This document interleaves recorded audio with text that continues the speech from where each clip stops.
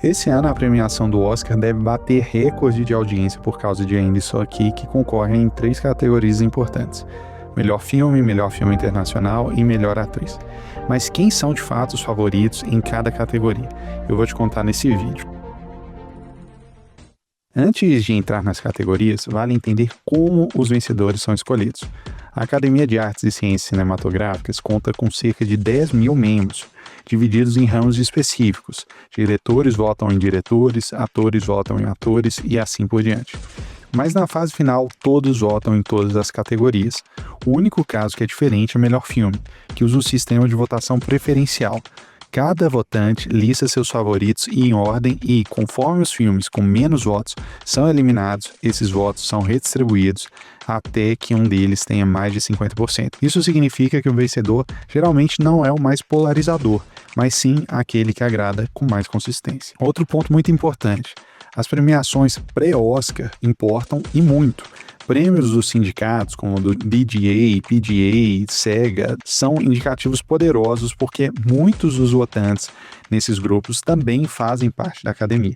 O BAFTA, premiação britânica, também se tornou um termômetro relevante. Em geral, filmes de performances que dominam essas premiações costumam chegar com grande força ao Oscar. Agora que a gente entendeu as regras do jogo, vamos para os favoritos desse ano. A disputa de melhor filme sempre envolve mais do que qualidade cinematográfica. É uma combinação de narrativa, campanha e aceitação geral da indústria. Esse ano temos um duelo entre Anora, Conclave e O Brutalista concorrendo por fora. Anora tem dominado os prêmios dos sindicatos, levou o PGA, que é o sindicato dos produtores, o WGA, que é o sindicato dos roteiristas, e o DGA, que é o sindicato dos diretores, o que historicamente aponta um favorito quase imbatível. Além disso, uma abordagem emocional e o seu impacto crítico fizeram dele um dos filmes mais disputados da temporada. Mas Conclave tem um argumento forte: venceu o BAFTA de melhor filme e o SEGA de melhor elenco. Duas conquistas significativas que indicam um amplo apoio dentro da indústria. A briga está aberta, mas a Nora está um passo à frente, a menos que Conclave tenha conseguido conquistar os votantes na reta final. Ainda Estou Aqui está concorrendo nessa categoria, mas ia ser uma grande surpresa se ele ganhasse. Vamos para a melhor direção. Aqui temos um embate clássico: a grandiosidade de um projeto ambicioso contra a energia de um filme que capturou o espírito do ano. Brad Corbett, de O Brutalista, e Sean Baker, de Anora, são os principais nomes dessa disputa. Corbett, com sua visão monumental e precisão estilística, levou o BAFTA e o Critics' Choice, mas Baker venceu o DGA Awards, que historicamente quase sempre acerta o vencedor do Oscar. A vitória no DGA coloca Baker em vantagem, mas a academia já demonstrou que nem sempre segue essa lógica. Se houver uma divisão entre filme e direção, Corbett pode ser o beneficiado, mas caso contrário, Baker pode levar os 2 prêmios para casa.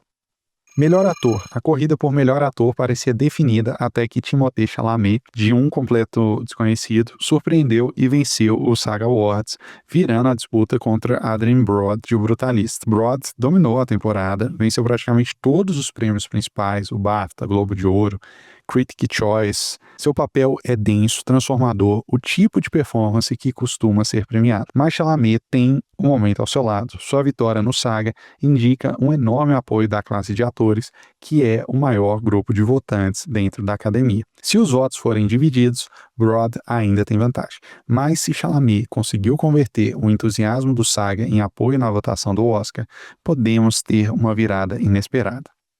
Melhor atriz. Aqui a categoria mais imprevisível da noite. Demi Moore, de A Substância, Mick Madsen, de Anora, e Fernanda Torres, de Ainda Estou Aqui, formam um trio onde qualquer um pode se sair vencedor. Demi Moore tem o arco clássico do Oscar: uma atriz veterana, fora dos holofotes há anos, retornando com uma performance ousada. Venceu o Globo de Ouro, o Critics' Choice e o SAG, o que coloca como favorita natural. Mas A Substância é um filme de terror e a academia raramente premia esse gênero. Mick Madsen tem a força do BAFTA e está no filme que pode ganhar o melhor filme, o que fortalece sua candidatura. Se a academia quiser premiar a Nora em múltiplas categorias, ela pode se beneficiar. E então temos Fernanda Torres, sua indicação já foi histórica, é a segunda brasileira a ser nomeada a melhor atriz. Ela venceu o Globo de Ouro de melhor atriz em drama, um prêmio que impulsionou ainda mais sua campanha. Ainda Estou Aqui também concorre a melhor filme e melhor filme internacional, o que demonstra um apoio significativo. A barreira aqui é o fator idioma. Performances em língua não inglesa raramente vencem essa categoria. Se fosse um ano normal, Demi Moore seria a aposta lógica, mas esse não é um ano normal. Melhor fotografia. A disputa em fotografia parece inclinada para o Brutalista. Graças ao apelo visual e a premiações prévias importantes, o diretor de fotografia Lou Crowley revitalizou técnicas clássicas como o formato VistaVision dos anos 50 e colecionou vitórias entre cinematográficos britânicos e no BAFTA, posicionando o Brutalista como o favorito. Porém, não se pode descartar uma possível surpresa de Edward Letchman por Maria, cinematografia de Maria Callas, que venceu o prêmio da ASC, American Society of Cinematographers. Nosferatu, fotografado por Jerry Blaschke, e Duna 2, do premiadíssimo Greg Fraser, também estão indicados e trazem credenciais fortes, mas carecem do apoio e do impulso. Fraser, por exemplo, já venceu anteriormente por Duna e retorna com outro trabalho épico, ainda que dessa vez pareça ofuscado pela estética singular de O Brutalista e Nosferatu.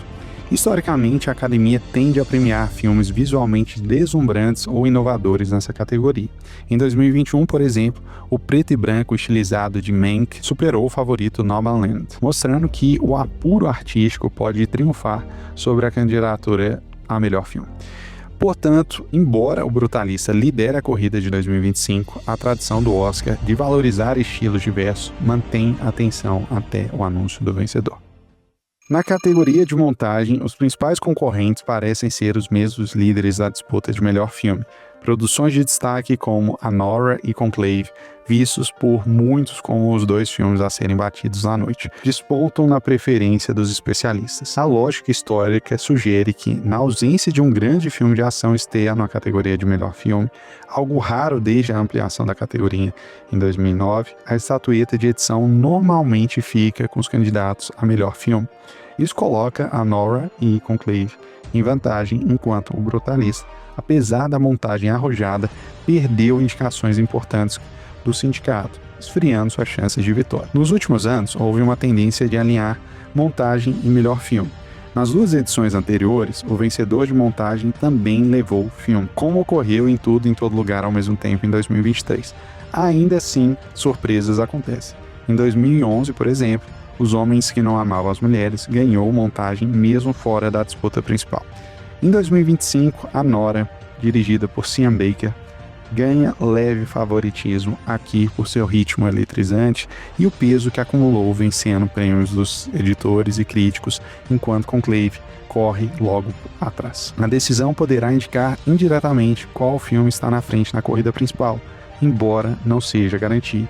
Lembremos que até Birdman, vários filmes ganharam melhor filme sem levar montagem. Melhor direção de arte. Nos quesitos artísticos de cenografia e decoração de cenário, Wicked surge como um franco favorito.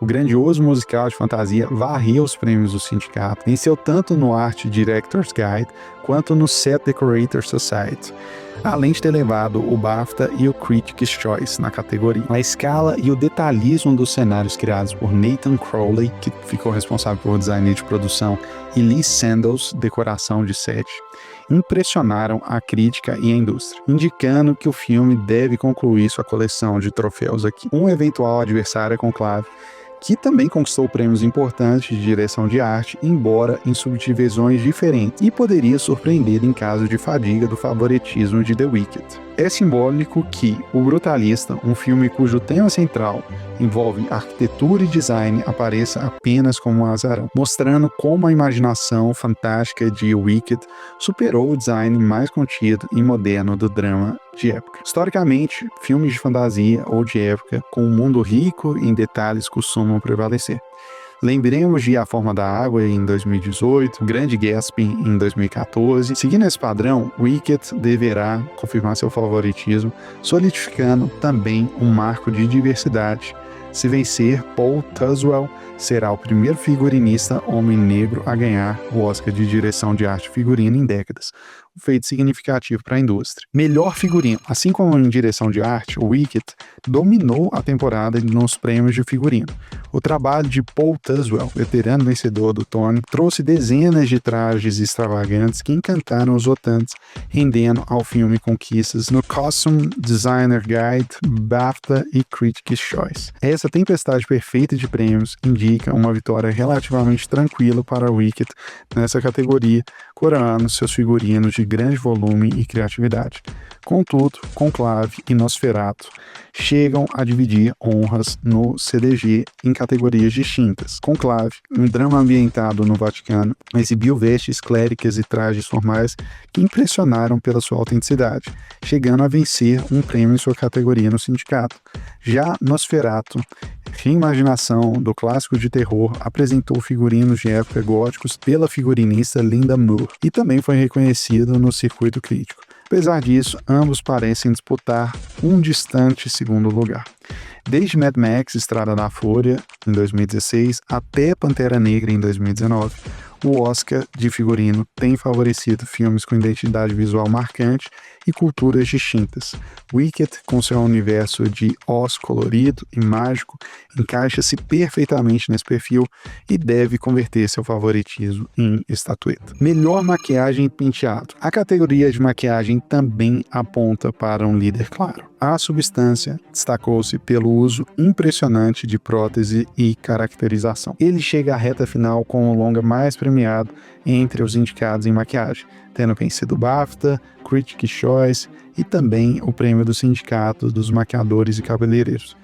Essa coleção de troféus sugere uma vitória quase certa. O favoritismo nessa categoria pode, inclusive, ter um efeito cascata caso a Demi Moore vença como melhor atriz, dado que a transformação física da atriz no papel central é um dos triunfos do filme. O segundo na corrida é Wicked, também forte em maquiagem, com suas bruxas verdes e habitantes de Oz, que dividiu alguns prêmios com a Substância durante a temporada. Emília Pérez aparece como terceira via, tendo também conquistado reconhecimento no BAFTA e no Sindicato dos Maquiadores e Cabeleireiros, pelo trabalho de caracterização de seus personagens e possuindo grande amor da indústria, com 13 indicações no total. Vale lembrar que a Academia frequentemente premia filmes em que a maquiagem é essencial para a criação de personagens icônicos ou transformações notáveis. Vide O Labirinto do Fauno em 2007 e O Grande Hotel Budapeste em 2015. Seguindo essa linha, a Substância tem tudo para levar, honrando a tradição de coroar maquiagens de forte impacto visual. Melhores efeitos especiais. Diferentemente de algumas categorias técnicas acirradas, os efeitos visuais apresentam um favorito relativamente claro, Duna Parte 2. A sequência épica de Villeneuve manteve o altíssimo padrão visual do primeiro filme e foi reconhecida como um dos principais prêmios da área. Ganhou o BAFTA, o Critics' Choice e foi destaque no Visual Effects Society Awards. A equipe liderada pelo supervisor Paul Lambert já venceu o Oscar do filme anterior, consolidou Duna como um sinônimo de excelência técnica. Entretanto, a corrida ganhou um pouco de emoção graças a Kingdom of the Planet of the Apes, novo capítulo da saga de Planeta dos Macacos. Esse filme surpreendeu ao vencer Duna na premiação do VES e até levou um Annie Awards, indicando forte respeito pelos seus primatas digitais. É possivelmente a disputa mais acirrada que a franquia Planeta dos Macacos já protagonizou no Oscar, historicamente uma série bem avaliada em efeitos, mas sempre ofuscada por concorrentes maiores.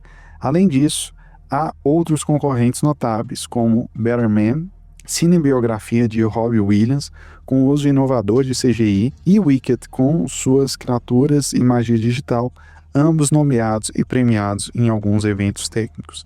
Ainda assim, a tendência da Academia tem sido premiar grandes épicos de ficção científica, como Avatar, Gravidade e o próprio Duna em 2022, especialmente quando trazem avanços tecnológicos e construção de mundos convincentes. Salvo uma grande zebra, como ocorreu em 2016, quando o modesto Ex Machina chocou ao vencer blockbusters de peso. Duna Parte 2 deve triunfar em efeitos visuais, confirmando a superioridade de sua ópera desértica em relação à concorrência. A disputa de trilha sonora de 2025 foi marcada pela ausência de um favorito absoluto, após alguns favoritos iniciais ficarem de fora na indicação final. A dupla Trent Reznor e Atticus Ross chegou a vencer o Globo de Ouro e o Critics' Choice pela trilha eletrizante de Challengers, mas acabou esnobada pelo Oscar. Com isso, a briga se resume principalmente a O Brutalista e a Conclave. O compositor Daniel Blumberg trouxe para o Brutalista uma trilha imersiva e de grande carga emocional que venceu tanto o BAFTA quanto o prêmio da Society of Composers and Lyrics, acreditando-o como o favorito. Já Volker Berg, vencedor do Oscar de 2023 por Nada de Novo no Front, volta à disputa com a trilha intensa de Conclave, mas apesar de ter sido indicado a todos os prêmios relevantes, não conquistou vitórias significativas na temporada. Essa falta de troféu aos precursores deixa Conclave em desvantagem, em contraste com 2022, quando a trilha de Beltman dominou a corrida. Correndo por fora, há composições aclamadas como The Wild Robot, O Robô Selvagem, e Emília Pérez, trilha franco-mexicana de Clément Ducol e Camille, ambas indicadas, mas sem o mesmo peso nas estatísticas de vitória. Historicamente, a academia costuma alternar entre premiar veteranos consagrados e destacar novos talentos com sons inovadores. Em 2025, com a ausência de gigantes como John Williams ou Alexandre Desplat entre os finalistas, a balança pende para Blumberg, que combina experimentalismo e sensibilidade clássica. Se confirmada, essa vitória sinalizará o reconhecimento de uma trilha que ajudou a definir o tom sombrio e melancólico do filme, enquanto Conclave pode acabar seguindo o destino de candidatos fortes que ficaram sem prêmio, lembrando o caso de Fio Fantasma de 2018, cuja trilha marcante perdeu para A Forma da Água por conta do impulso. Melhor filme internacional. A categoria de filme internacional traz um ingrediente especial para nós, a presença histórica do Brasil. Ainda Estou Aqui não é só o representante brasileiro, ele furou a bolha e apareceu entre os indicados ao melhor filme. Algo raríssimo e que instantaneamente o coloca como favorito por aqui. Desde Parasita em 2020, que venceu o filme internacional e melhor filme, ficou claro que quando uma obra estrangeira compete na categoria principal, suas chances de vitória em filme internacional são altíssimas. Ainda Estou Aqui emocionou plateias mundo afora com sua narrativa. Aparentemente trata-se de um drama intimista com alcance universal e deu à atriz Fernanda Torres uma indicação à melhor atriz, outro feito inédito para um filme brasileiro.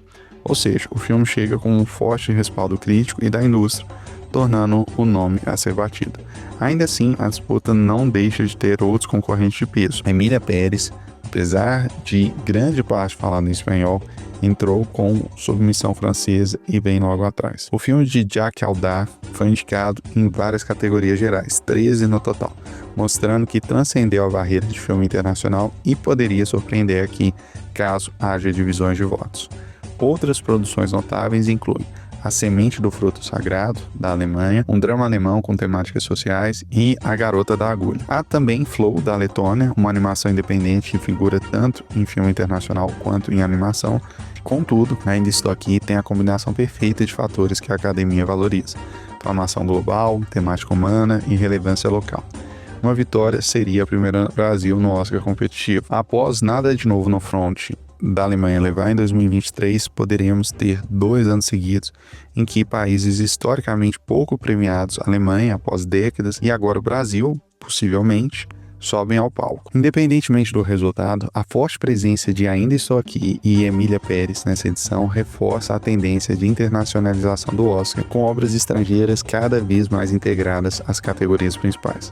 Um legado direto do impacto de Parasita e das mudanças do perfil dos votantes da academia nos últimos anos. Independentemente de quem vence ou perca as categorias, o Oscar 2025 já deixou impacto claro na indústria do cinema.